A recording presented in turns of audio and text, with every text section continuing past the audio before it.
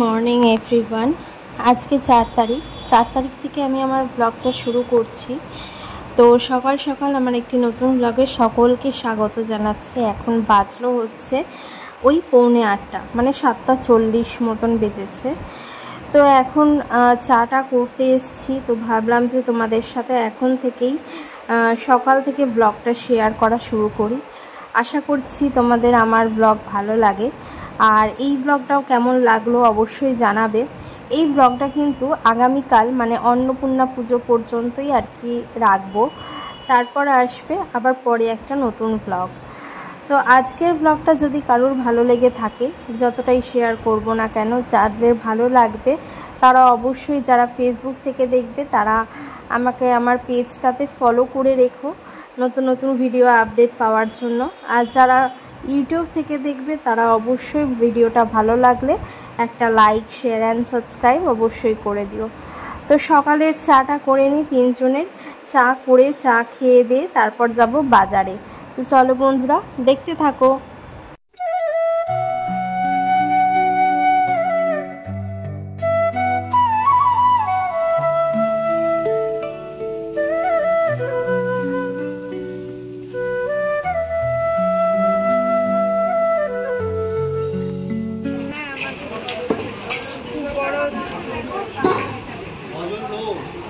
আর পেঁয়াজ কত হয়েছে?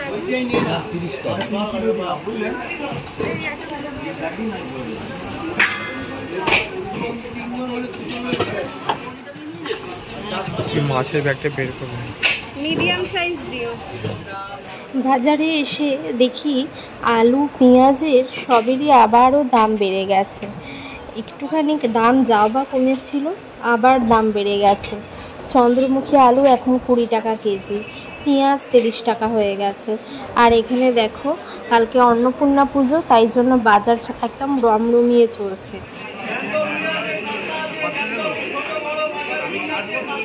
কত করে?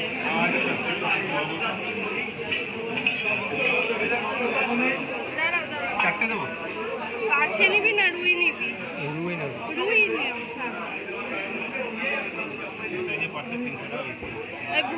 মাছ বাজারে চলে এসেছি। মাছ বাজারে এসে দেখো ভোলা ভেটকি নিচ্ছি। এই 90 টাকার মতন ভোলা ভেটকি হলো। আর ভাই প্রথমে বলছিল পার্শে মাছ নেবে না রুই মাছ নেবে, তারপর যদিও পার্শে মাছটাই নিয়েছি, কারণ রুই মাছ যেরকম খুঁজছিলাম চারা আর কি সেরকম পাইনি। তো এই যে বাড়িতে চলে এসেছি, দেখো এখানে পার্শে মাছ নিয়েছি আর ভোলা ভেটকি নিয়েছি।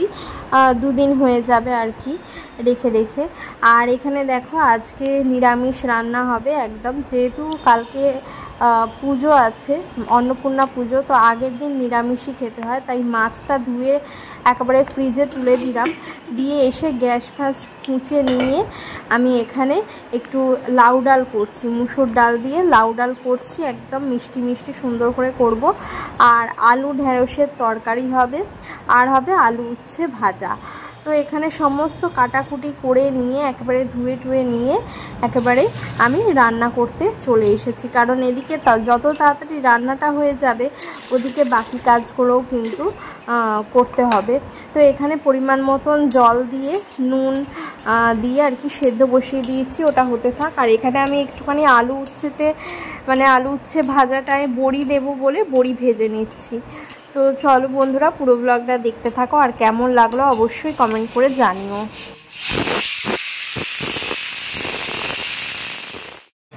তো ওদিকে রান্না হয়েই গেছে, শুধু ভাতটা করলেই হয়ে যাবে।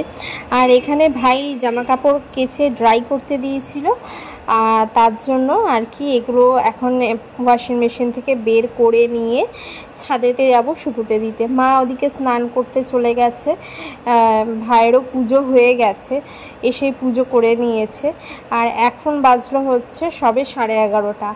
রান্নাও প্রায় আর কি কমপ্লিট হয়েই গেছে।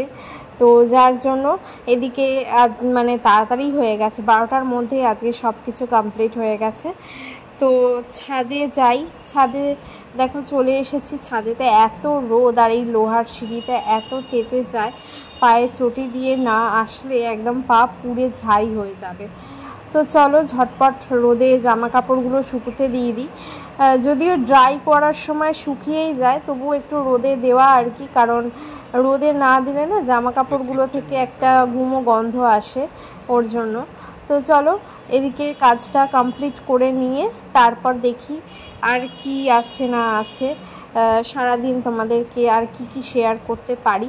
যদিও এই ব্লগটা মানে আগামীকাল পর্যন্ত কন্টিনিউ হবে, তো সেটা তো তোমাদেরকে দেখাবো। আর আমাদের বাড়িতে খুব ছোটোর ওপর পুজোটা করা হয়। আগে অনেক আগে, মানে আমি যখন ছোটো ছিলাম তখন আমাদের বাড়িতে লোকজন খাওয়ানো হতো।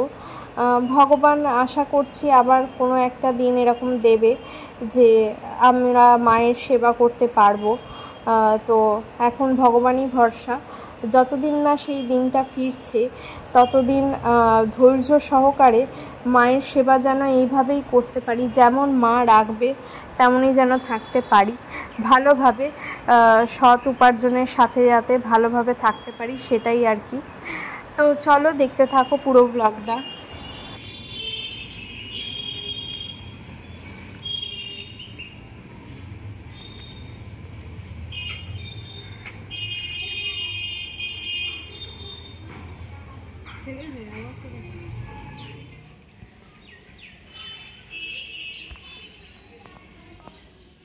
Good evening everyone. আজকে দেখো এই সন্ধ্যাবেলা চলে এসেছি। আজকে তো 4 তারিখ, জানোই অন্নপূর্ণা পুজোর বাজারে কী কিনতে হবে, যতটুকু না করলে নয় ততটুকুই আর কি। মাকে তো অন্নভোগ দিতে হবে, ফল দিতে হবেই, ফল প্রসাদ। আর আজকে হচ্ছে বাসন্তী পুজোর অষ্টমী, তো বাসন্তী পুজোটাও তোমাদের সাথে শেয়ার করব। বালিবাজারে হচ্ছে, তো তোমাদেরকে একটু পরেই বেরোবো যখন দেখাবো সেটাও। তো এই যে ফর্দ করে নিচ্ছি, কি আনতে হবে সেগুলোই এখন আনতে যাব আমি আর ভাই। তো চলো যাওয়া যাক, আর এগুলো সব কটা নিয়ে চলে আসবো। আবার দেখা হচ্ছে তোমাদেরকে একেবারে বাড়িতে এসে, বা কালকে তোমাদের সাথে দেখা হচ্ছে সামনাসামনি। ততক্ষণ পুরো ব্লগটা দেখতে থাকো, আর যতটুকু তোমাদের সাথে শেয়ার করলাম জানিও যে কেমন লাগলো না লাগলো, অপেক্ষায় থাকলাম। গোপাল কৃষ্ণ কৃষ্ণ কৃষ্ণ বলমুখে, ভজ রাধা কৃষ্ণ গোপাল কৃষ্ণ কৃষ্ণ কৃষ্ণ বলমুখে।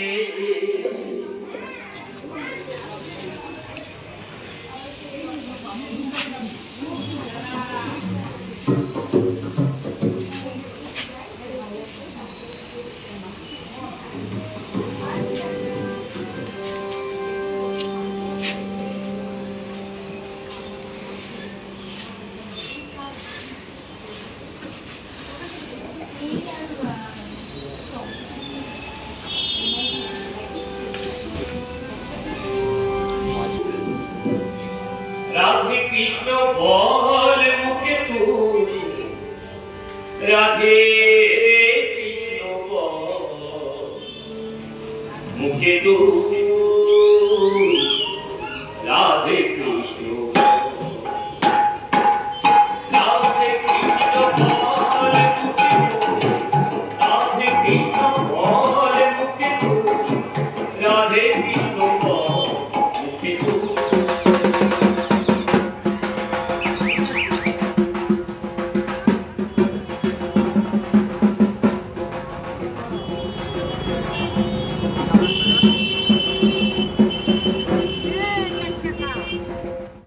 সন্ধেবেলা চলে এসেছিলাম দেখতেই পেলে ফর্দ করে কিছু কেনাকাটি করতে। কালকে যেহেতু পুজো, এখানে ফুল টুল কিনতে গেছিলাম।